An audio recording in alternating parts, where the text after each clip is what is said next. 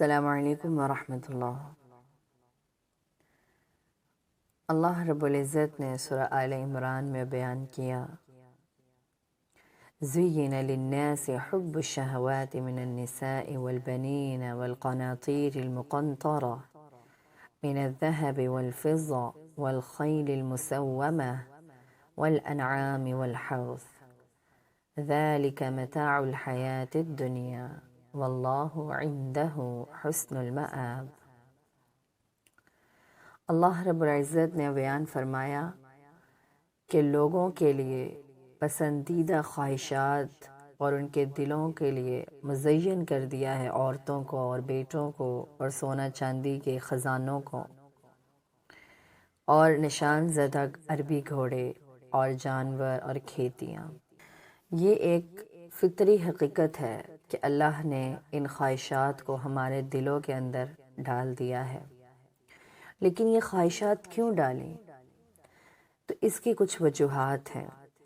اگر اللہ تعالیٰ یہ خواہشات ہمارے دل میں نہ ڈالتا تو ہم کو آخرت کی نعمتوں کا ذائقہ ہی معلوم نہ ہوتا، ہم لوگوں کو معلوم ہی نہ ہوتا کہ جنت کی جو نعمتیں ہیں اور جنت کے جو ذائقے ہیں ہم ان کے لیے نیک اعمال کیسے کرتے۔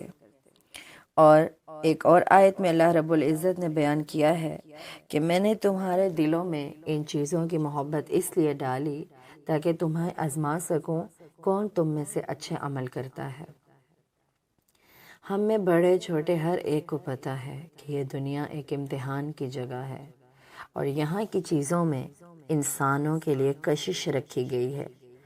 اللہ تعالیٰ یہ دیکھنا چاہتے ہیں کہ کون ہے جو ظاہری کشش سے اوپر اٹھ کر آخرت کی ان دیکھی چیزوں کو اپنی توجہ اور اپنی فکر کا مرکز بناتا ہے، اور کون ہے جو ظاہری کشش سے امپریس ہو کر دنیا کی چیزوں میں مگن ہو جاتا ہے۔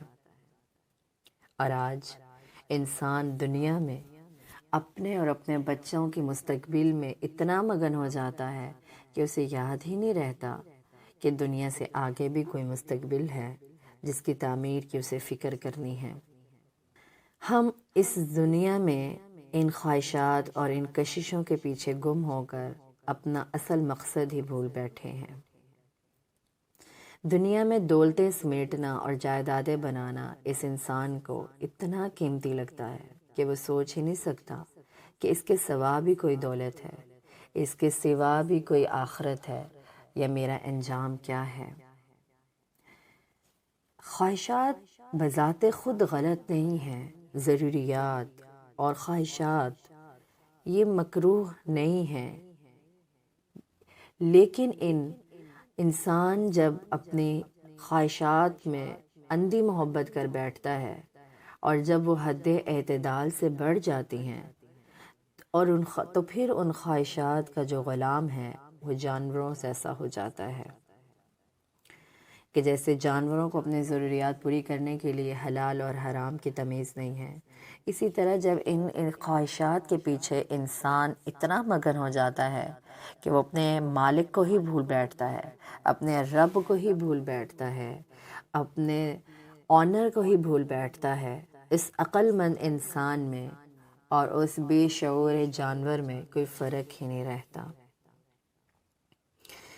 سیدنا ابو ہریرہ رضی اللہ تعالیٰ عنہ کہتے ہیں کہ میں نے رسول اللہ صلی اللہ علیہ وسلم کو فرماتے ہوئے سنا، بے شک دنیا ملعون ہے اور جو کچھ بھی دنیا میں ہے وہ بھی ملعون ہے سوائے اللہ تعالیٰ کی یاد اور اس چیز کے جس کو اللہ تعالیٰ پسند کرتا ہے، یا عالم یا معلم، علم والے یا علم سیکھنے والے۔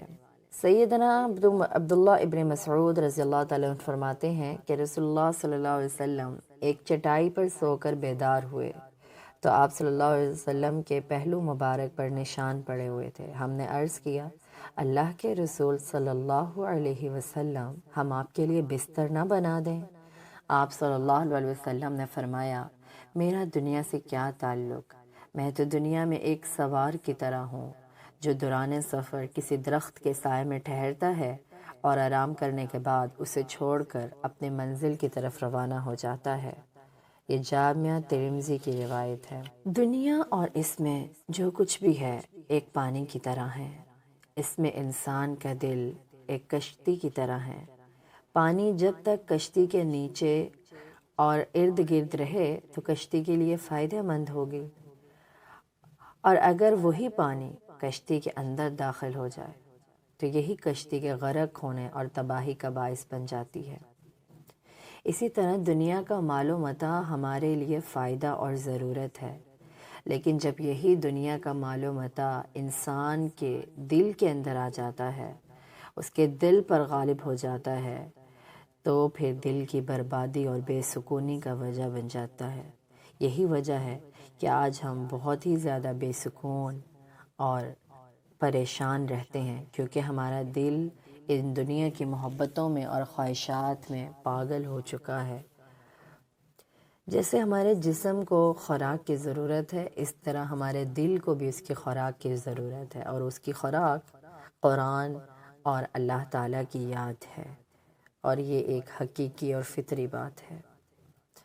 پھر اس آیت کے اینڈ پہ اللہ رب العزت نے کہا واللہ عندہ حسن المآب، کہ یہ دنیا تو ایک فائدے کی جگہ ہے، اس سے تم فائدہ ایسا اٹھاؤ اور پھر اللہ تعالیٰ کے پاس بہترین ٹھکانہ ہے۔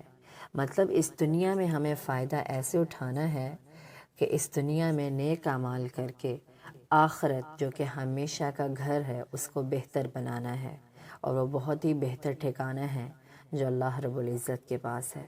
اللہ سے دعا ہے کہ اللہ تعالیٰ ہمیں جنت الفردوس کا حقدار بنائے۔ آمین یا رب العالمین۔ السلام علیکم ورحمۃ اللہ۔